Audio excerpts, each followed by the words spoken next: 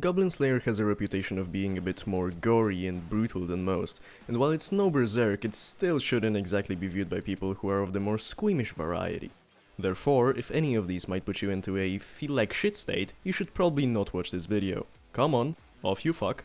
Great, now that only the bravest of the bunch remain, let's talk a bit about the Slayer of the Gabusi.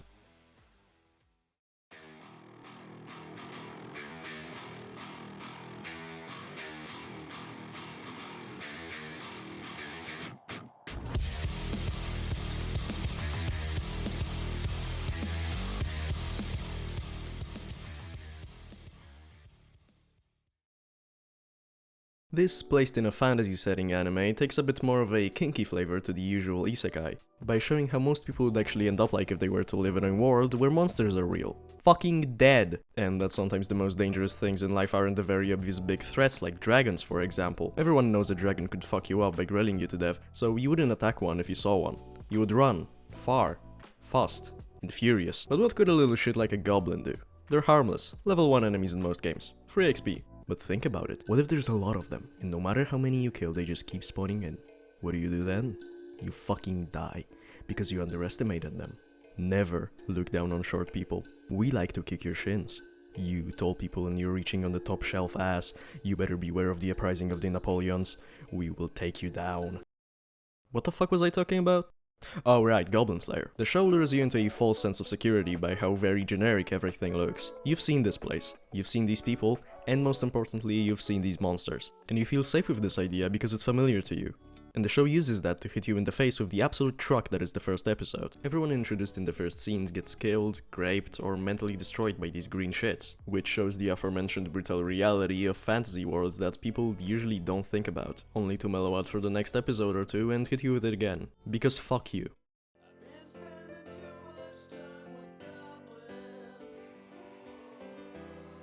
It isn't really the most life-changing story to ever exist, and quite far from it actually. None of these things are gonna happen to you unless you're very unlucky, in which case I am very sorry you had to go through that. And I don't think the show really tries to teach any life lesson either, unless you count learning how to speak to people. It also isn't the most original. As I've said before, you see the exact same setting every year. It's the good old generic fantasy world with magic, monsters, the Demon King, the Adventurers Guild, and shit like that. But it doesn't need to be different. It actually works in favor of the show, because the main thing you'll be seeing is, well, this. It is also much more of a character-based show than an actual story. In episode 3, nothing really happens action-wise, but we get to meet these guys, the D&D party who came to town to recruit Goblin Slayer to... Could you guess what they want him for? That's right, to make a musical band and go on tour. But seriously, on their way to go kill some goblins, they sit around a campfire and just talk about why they became adventurers, or other stupid shit like that doesn't really matter. But it helps make a personality for them, and create a bond between them. And I could talk about the personalities of every character, but I think it's something you should discover for yourself, as in my opinion, it's half the experience of this show. Because of that, we actually care when something happens to them, or when they do some cool shit. Like Goblin Slayer absolutely fucking obliterating any goblins he sees, which are so inhumane that the other characters have to keep him on a leash before he invents killing machines that would get the show banned, for him to still do it anyway, like this fucking flower bomb, or the water pressure insta-death thing.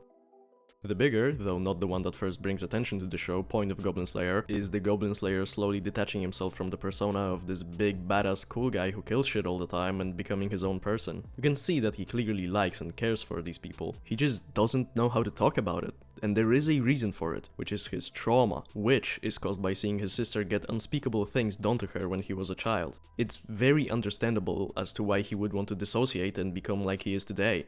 His life has been dedicated to revenge, to kill all goblins, but now that he's found people that stayed with him, he is beginning to grow out of the shells he made, even if he doesn't stop killing shit. I mean, he is right that goblins should be gone. Also, he is very badass.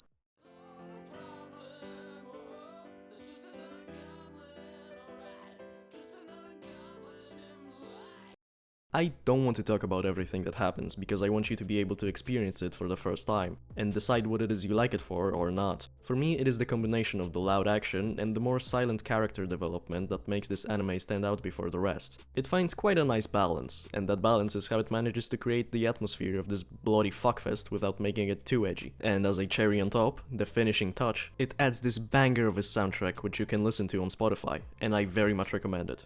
It is honestly a big breath of fresh air from all of these, partially because it's not an isekai and just a medieval styled anime, but shut up. So I really think you should give it a chance, especially as there is a second season coming up quite soon-ish. There is also a movie which too is really good and should end up on your watch list. And when you're done with that, go watch my other videos. I wish you the dayest of days.